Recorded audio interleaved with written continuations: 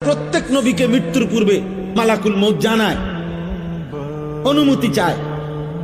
অনুমতি না নিয়ে কোন নবীর জান কবজ করা হয় নাই।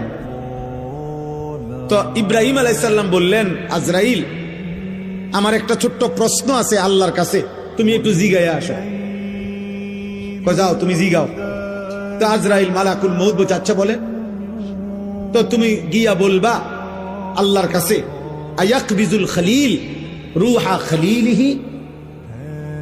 আল্লাহকে জিজ্ঞাসা করবা গিয়া যে ইব্রাহিম জানতে চাইছে কোন বন্ধু কি বন্ধুর জান কবজ করে? বন্ধু বুঝি বন্ধুরে মাইরে লাগে?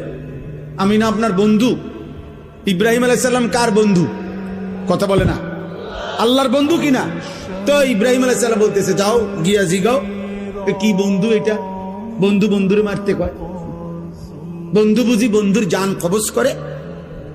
সুবহানাল্লাহ। আল্লাহ তাআলা তখন বললেন, জিব্রাইল, আরে আজরাইল, মালাকুল মউত, তাহলে এক কাজ করো, তোমারে আমি আরেকটা প্রশ্ন করতেছি ইব্রাহিমকে বলার জন্য, তুমি হেঁটে গিয়া কও, যাও, আবার যাও।